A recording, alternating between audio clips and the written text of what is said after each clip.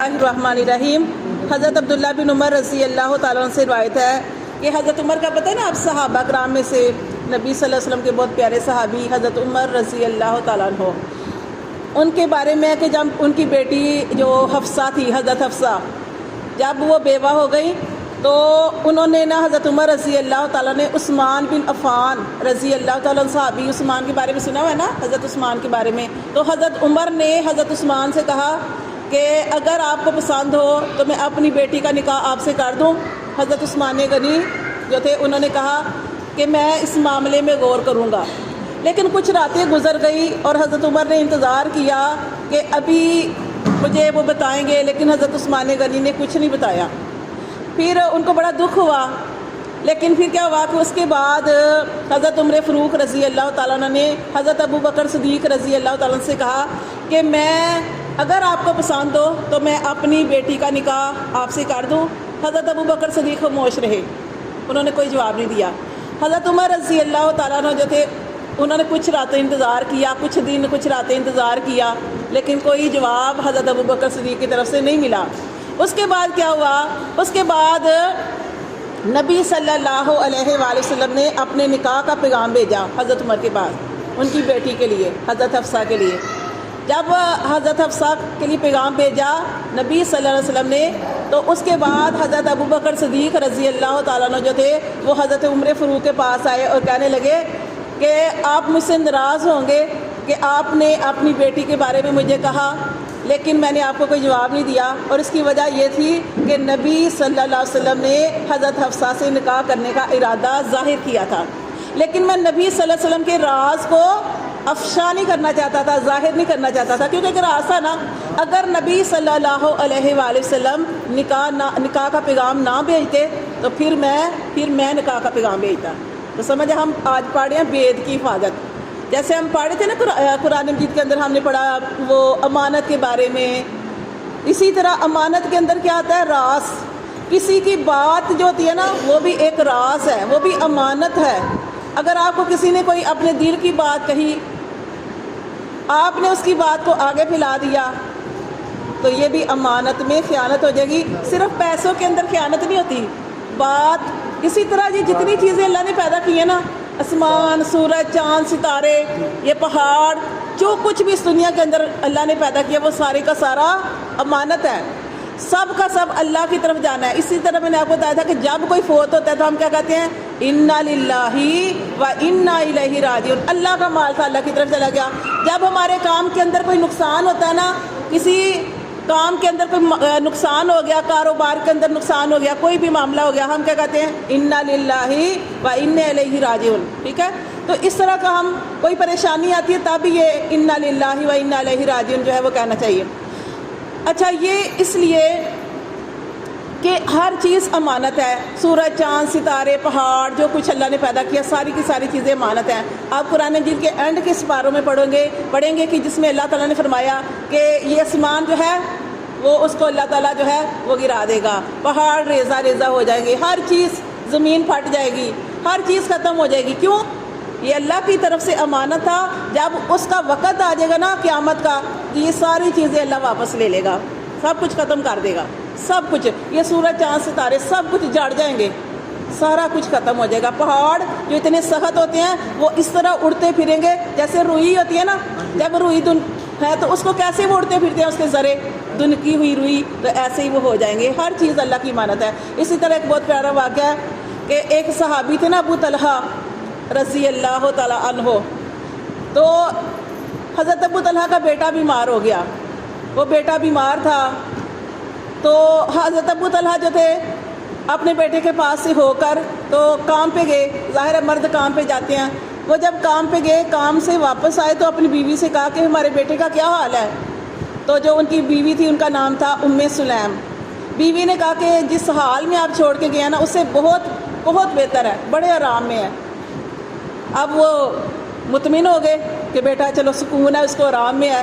وہ گھر میں آئے، انہوں نے کھانا شانا کھایا، یہاں تک کہ اپنی بیوی سے بھی ملے، بیوی سے بھی ہم بستری کی، اور پھر جب فارغ ہوئے تو بیوی نے اتنی پیاری بات، بیوی نے کہا کہ اگر آپ کے پاس کوئی چیز اللہ کی طرف سے امانت ہو تو اس امانت کو واپس، کسی کی کوئی چیز امانت ہو تو اسے واپس کرنا چاہیے یا اپنے پاس رکھنی چاہیے؟ تو وہ صحابی کہنے لگے کہ امانت تو ہمیشہ واپس کی جاتی ہے۔ تو بیوی نے کہا کہ آپ کا بیٹا اللہ کی امانت تھا، وہ اللہ کے پاس چلا گیا۔ تب ان کو بڑا غصہ آیا، ناراض ہوئے، کہنے لگے مجھے آتے ہی کیوں نہیں بتایا؟ میں کام سے آیا تھا، مجھے کیوں نہیں بتایا کہ میرا بیٹا فوت ہو گیا؟ تم نے تو یہ بھی کیا، تم نے تو وہ بھی کیا، اب مجھے بتا رہی ہو۔ پھر ان کو اتنا غصہ تھا، وہ نبی صلی اللہ علیہ وسلم کے پاس چلے گئے۔ نبی صلی اللہ علیہ وسلم سے جا کے عرض کی کہ اللہ کے رسول، میرا بیٹا فوت ہو گیا، اس نے مجھے بتایا نہیں اور اس نے ہم بستری بھی کی۔ آپ صلی اللہ علیہ وسلم نے ارشاد فرمایا اللہ تیری رات میں برکت عطا فرمائے، اللہ تیری رات میں برکت ڈالے۔ پھر آپ صلی اللہ علیہ وسلم کی دعا تھی، اور اس میں یہ بھی ہے کہ صبر بھی آتا ہے کہ جیسے عورتیں بے صبری ہوتی ہے، جیسے کوئی فوت ہو گیا، اولاد فوت ہو گئی، کوئی قریبی ماں باپ اس دنیا سے چلے گئے، بھائی کو کچھ ہو گیا، کیسے وہ پیٹتی ہیں، کیسے وہ اس طرح گریبان پھاڑتی ہیں، کتنا وہ چیختی ہیں۔ یہاں پہ عورت کا صبر بھی بتایا گیا ہے کہ کتنے صبر والی عورت تھی کہ میرا شوہر باہر سے آیا ہے، کام کر کے آیا، تھکا ہوا آیا ہے، تو وہ پہلے کھانا شانا کھا لے، اپنی ضرورتیں پوری کر لے، جس چیز کی اس کو خواہش ہے وہ ساری ضرورتیں پوری کر لے۔ جب وہ بیٹھ جائے گا تب میں اس کو بتاؤں گی کیا ماں تھی، اس کو نہیں دکھ تھا کہ میرا بیٹا اس دنیا سے چلا گیا؟ لیکن اس نے ظاہر ہی نہیں کیا، اس نے بعد میں اپنے خاوند کو جب فارغ ہو گیا، کھانا شانا کھا لیا، تب اسے بتایا کہ تمہارا بیٹا اللہ کے پاس چلا گیا۔ نبی صلی اللہ علیہ وسلم نے فرمایا کہ اللہ تمہاری رات میں برکت ڈالے۔ پھر اللہ تعالیٰ کے نبی کی دعا تھی کہ اللہ تعالیٰ نے جو ان کو، وہ تو بیٹا چلا گیا، پھر جب بچہ پیدا ہوا تو پھر اللہ نے بیٹا دیا، ابو طلحہ کو پھر بیٹا دیا۔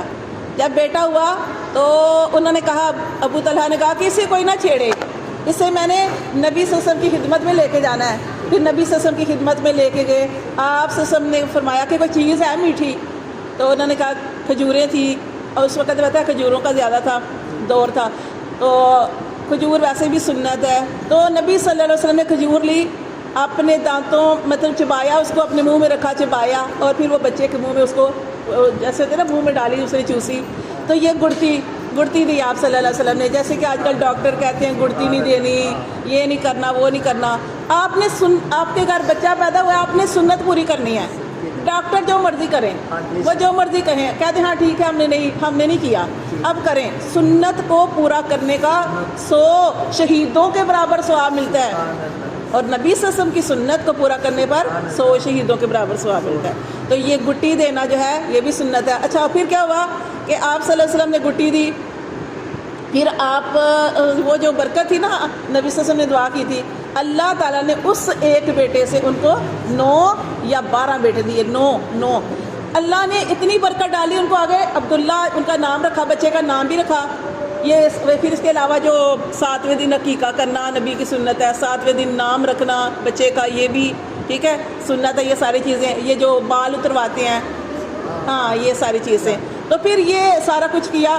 تو پھر آپ نے برکت کی دعا کی تھی، تو اللہ نے اس عبداللہ سے آگے 9 بیٹے دیے جو سارے کے سارے حافظ قرآن بنے، قاری قرآن بنے۔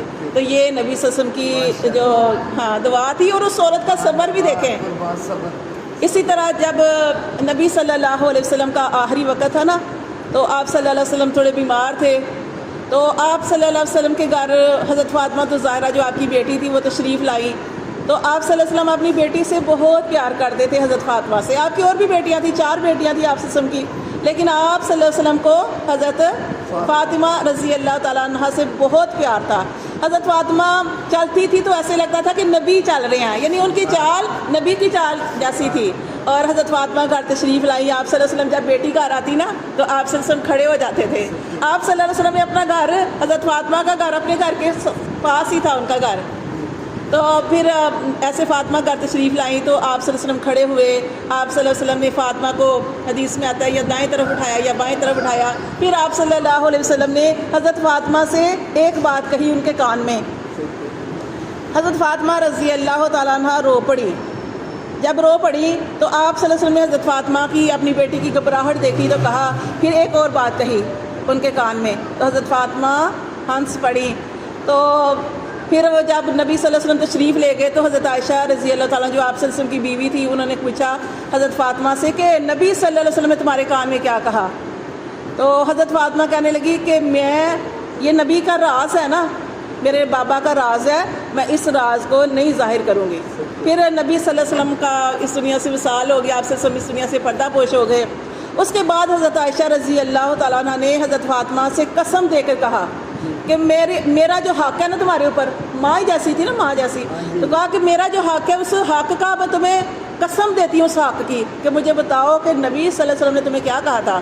پھر فاطمہ رضی اللہ تعالیٰ عنہ نے وہ بات بتا دی، انہوں نے کہا کہ کیونکہ اب نبی صلی اللہ علیہ وسلم اس دنیا میں ہے نہیں، تو اب انہوں نے وہ بات بتائی، انہوں نے کہا کہ میرے بابا نے مجھے کہا تھا کہ ہر سال جبرائیل علیہ السلام تشریف لاتے ہیں تو میرے ساتھ ایک دفعہ دور کرتے ہیں قرآن مجید کا، تو اس سال جبرائیل علیہ السلام نے 2 دفعہ دور کیا ہے۔ آپ نے فرمایا کہ مجھے لگتا ہے میرا وقت موت قریب آ گیا ہے، میرا اس دنیا سے جانے کا وقت آ گیا ہے۔ تو اس پر حضرت فاطمہ رضی اللہ تعالیٰ عنہ جو تھی بے چین ہو گئی اور رو پڑی۔ پھر انہوں نے کہا، نبی صلی اللہ علیہ وسلم نے گھبراہٹ دیکھی تھی اپنی بیٹی کی، تو پھر کان میں ایک بات کہی اور کہا کہ وہ یہ کہ فاطمہ تم جنتی عورتوں کی سردار ہوگی۔ اس پر حضرت فاطمہ جو تھی ہنس پڑی تھی۔ تو یہ راز کی حفاظت، امانت، یہ ساری چیزیں امانت ہوتی ہیں۔ اسی طرح حضرت انس رضی اللہ تعالیٰ عنہ تھے نا، تو وہ فرماتے ہیں کہ ایک دن میں گھر آنے لگا تو مجھے نبی صلی اللہ علیہ وسلم نے کسی کام میں بھیج دیا۔ جب میں گھر آیا تو میری والدہ نے کہا کہ بیٹا اتنی دیر لگا دی، تمہیں کس چیز نے روکا کہ تم گھر جلدی نہیں آئے؟ تو انہوں نے کہا کہ مجھے نبی صلی اللہ علیہ وسلم نے روک لیا تھا اور نبی صلی اللہ علیہ وسلم نے مجھے کوئی کام کہا تھا۔ تو حضرت انس کہتے ہیں کہ میری والدہ نے کہا کہ کون سا کام کہا تھا نبی صلی اللہ علیہ وسلم نے؟ تو وہ پھر کہنے لگے، حضرت انس کہنے لگے اپنی والدہ سے کہ وہ تو نبی کا راز ہے، وہ تو نہیں میں بتاؤں گا کہ نبی نے کون سا کام کہا تھا۔ تو والدہ کتنی اچھی تھی، والدہ نے کہا بیٹا جو نبی کا راز ہے اسے کبھی نہ بتانا۔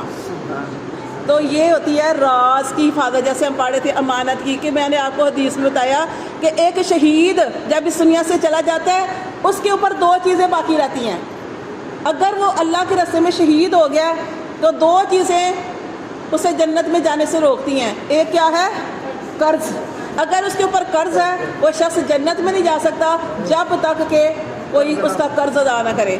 دوسری چیز اسے روکتی ہے وہ کیا ہے؟ امانت۔ اگر اس نے دنیا میں کسی سے کوئی امانت لی، اس کی امانت واپس نہیں کی، تو اللہ تعالیٰ قیامت والے دن اسے کہے گا جا اس امانت کو لے کے آ۔ وہ کہے گا اللہ میں کہاں سے لے کے آؤں، قیامت کا دن ہے، یہاں پہ تو میں امانت کہاں سے لے کے آؤں؟ اللہ تعالیٰ اس کو دکھائیں گے جہنم کی تہہ کے اندر وہ امانت اس بندے کی پڑی ہوگی۔ اللہ تعالیٰ فرمائیں گے جاؤ اب وہاں سے لے کے آؤ۔ تو آپ کو پتہ ہے 70,000 سال پہلے جہنم میں ایک پتھر پھینکا تو وہ اس کی تہہ میں پہنچا، اتنے سال لگتے ہیں جہنم کی تہہ میں جاتے ہوئے، تو پھر وہ کس طرح وہ لے کے آئے اور پھر جو ہے وہ پھر گر گئی۔ تو اللہ معاف کرے، یہ جس کو ہم اسی طرح یہ آپ کو کوئی کہتا ہے نا، چھوٹی سی بات دیکھیں، آپ کو کوئی کہتا ہے کہ اس کو میرا سلام کہہ دینا، وہ سلام امانت ہے،